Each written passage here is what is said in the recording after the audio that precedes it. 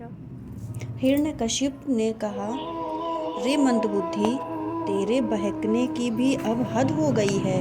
यह बात स्पष्ट है कि अब तू मरना चाहता है, क्योंकि जो मरना चाहते हैं वे ही ऐसी बेसिर पैर की बातें बका रहे हैं। अभागे, तूने मेरे सिवा जो किसी को जगत का स्वामी बतलाया है, सो देखूं तो तेरा वह जगदीश कहाँ है? अच्छा, क्या कहा?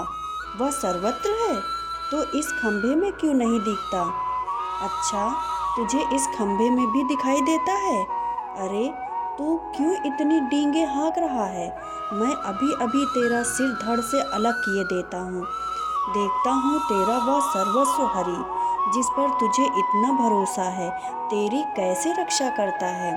इस प्रकार वह अत्यंत बलवान महादैत्य भगवान के परम प्रेमी प्रहलाद को बार बार झिड़कियाँ देता और सताता रहा।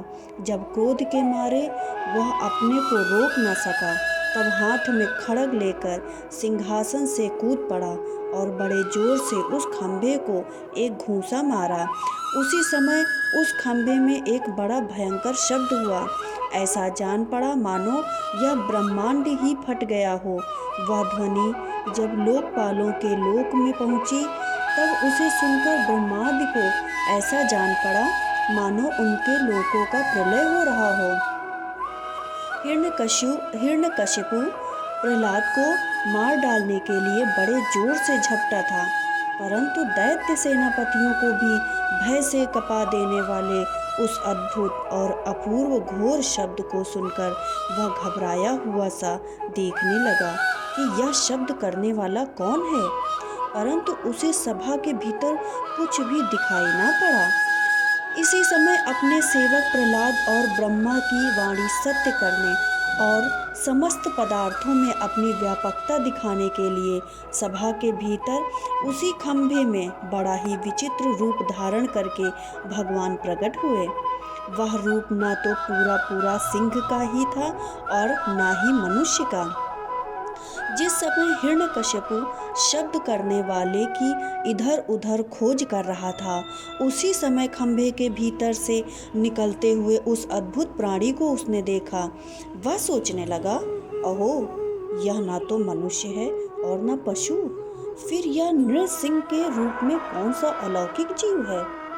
जिस प्रकार हिरण्यकशिपु इस उधेड़ बुन में लगा हुआ था, उसी समय उसके बिल्कुल सामने ही नृसिंह भगवान खड़े हो गए।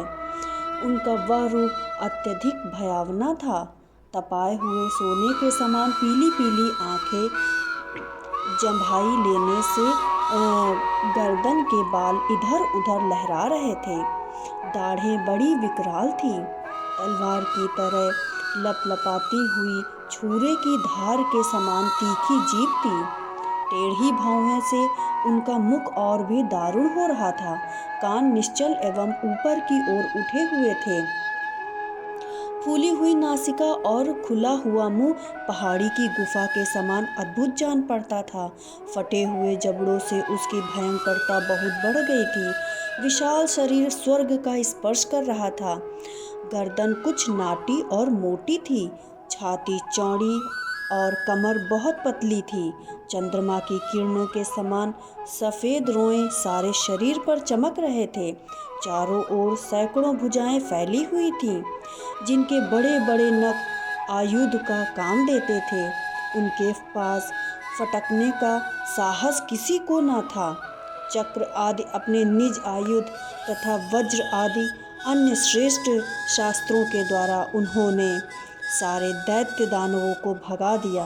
हिरण्यकशिपु सोचने लगा, हो न हो महामायावी विष्णु ने ही मुझे मार डालने के लिए यह ढंग रचा है, परंतु इसकी इन चालों से हो ही क्या सकता है।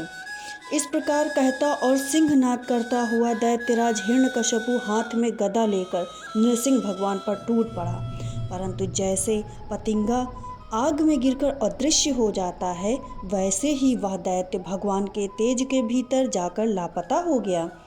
समस्त शक्ति और तेज के आश्रय भगवान के संबंध में ऐसी घटना कोई आश्चर्यजनक नहीं है, क्योंकि सृष्टि के प्रारंभ में उन्होंने अपने तेज से प्रलय के निमित्तभूत तमो गुण रूपी घोर अंधकार को भी पी लिया था। तदंतर वह दैत्य बड़े क्रोध से लपका और अपनी गदा को बड़े जोर से घुमाकर उसने नृसिंह भगवान पर प्रहार किया। प्रहार करते समय ही जैसे गरुड़ सांप को पकड़ लेते हैं, वैसे ही भगवान ने गदा सहित उस दैत्य को पकड़ लिया। वे जब उसके साथ खिलवाड़ करने लगे तब वह दैत्य उनके हाथ से वैसे ही निकल गया जैसे क्रीड़ा करते हुए गरुड़ के चंगुल से सांप छूट जाए। युधिष्ठिर उस समय सबके सब लोकपाल बादलों में छिपकर इस युद्ध को देख रहे थे। उनका स्वर्ग तो हिरण्यकश्यपु ने पहले ही छीन लिया था। जब उन्होंने देखा कि वह भगवान के हाथ से छूट गया तब वे और भी डर गए। हिरण्यकश्यपु ने भी यही समझा कि नृसिंह ने मेरे बलवीर से डरकर ही मुझे अपने हाथ से छोड़ दिया है। इस विचार से उसकी थकान जाती रही और वह युद्ध के लिए ढाल तलवार लेकर फिर उनकी ओर दौड़ पड़ा। उस समय वह बाज की तरह बड़े वेग से ऊपर नीचे उछल कूद इस प्रकार ढाल तलवार के पैतरे बदलने लगा कि जिससे उस पर आक्रमण करने का अवसर ही न मिले। तब भगवान ने बड़े ऊंचे स्वर से प्रचंड और भयंकर अट्टहास किया, जिससे हिरण्यकश्यपु की आंखें बंद हो गईं।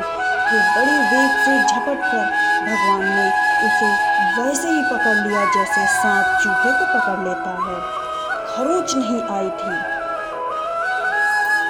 जिस हिरण्यकश्यपु के चमड़े पर वज्र की चोट से भी खरोंच नहीं आई थी, वही अब उनके पंजे में निकलने के लिए जोर से छटपटा रहा था। भगवान ने सभा के दरवाजे पर ले जाकर उसे अपनी जंघाओं पर गिरा लिया और खेल खेल में अपने नखों से उसे उसी प्रकार फाड़ डाला जैसे गरुड़ महाविषधर सांप को चीर डालता है। उस समय उनकी क्रोध से भरी हुई विकराल आंखों की ओर देखा नहीं जाता था। वे अपनी लपलपाती हुई जीभ से फैले हुए मुंह के दोनों कोने चाट रहे थे। खून के छींटे से उनका मुंह और गर्दन के बाल लाल हो रहे थे। हाथी को मारकर गले में आंतों की माला पहने हुए मृगराज के समान उनकी शोभा हो रही थी। उन्होंने अपने तीखे नखों से हिरण्यकश्यपु का कलेजा फाड़कर उसे जमीन पर पटक दिया। उस समय हजारों दैत्य दानों हाथों में शस्त्र लेकर भगवान पर प्रहार करने के लिए आए, पर भगवान ने अपनी भुजा रूपी सेना से, लातों से और नख रूपी शास्त्रों से चारों ओर खदेड़ खदेड़ कर उन्हें मार डाला। युधिष्ठिर उस समय भगवान नृसिंह के गर्दन के बालों की फटकार से बादल तितर बितर होने लगे। उनके नेत्रों की ज्वाला से सूर्य और ग्रहों का तेज फीका पड़ गया। उनके श्वास के थक्के से समुद्र क्षुब्ध हो गए। उनके सिंहासन से भयभीत होकर दिग्गज चिंघाड़ने लगे। उनके गर्दन के बालों से टकराकर देवताओं के विमान अस्त व्यस्त हो गए। स्वर्ग डगमगा गया। उनके पैरों की धमक से भूकंप आ गया। वेग से पर्वत उड़ने लगे और उनके तेज की चकाचौंध से आकाश तथा दिशाओं का तीखना बंद हो गया। इस समय नृसिंह भगवान का सामना करने वाला कोई न देख पड़ता था। फिर भी उनका क्रोध अभी बढ़ता ही जा रहा था। वे हिरण्यकश्यपु की राजसभा में ऊंचे सिंहासन पर जाकर विराज हो गए। उस समय उनके अत्यंत तेजपूर्ण और क्रोध से भरे भयंकर चेहरे को देखकर किसी का भी साहस न हुआ कि उनके पास जाकर उनकी सेवा करें। युधिष्ठिर, जब स्वर्ग की देवियों को यह शुभ समाचार मिला कि तीनों लोकों के सिर की पीड़ा का मूर्तिमान स्वरूप हिरण्यकश्यपु युद्ध में भगवान के हाथों मार डाला गया है, तब आनंद के उल्लास से उनके चेहरे खिल उठे। वे बाल बाल भगवान पर पुष्पों की वर्षा करने लगे। आकाश में विमानों से आए हुए भगवान के दर्शनार्थी देवताओं की भीड़ लग गई। देवताओं के ढोल और नगाड़े बजने लगे। गंधर्व राज गाने गाने लगे। अप्सराएं नाचने लगी। इसी समय ब्रह्मा, इंद्र, शंकर आदि देवता, ऋषि, पीतर, सिद्ध, विद्याधर, महानाग, मनु, प्रजापति, गंधर्व, अप्सराएं, चारण, यक्ष, किम पुरुष, बेताल, सिद्ध, किन्नर और सुनंद, कुमुद आदि भगवान के सभी पार्षद उनके पास आए। उन लोगों ने सिर पर अंजलि बांधकर सिंहासन पर विराजमान अत्यंत तेजस्वी नृसिंह भगवान की थोड़ी दूर से अलग अलग स्तुति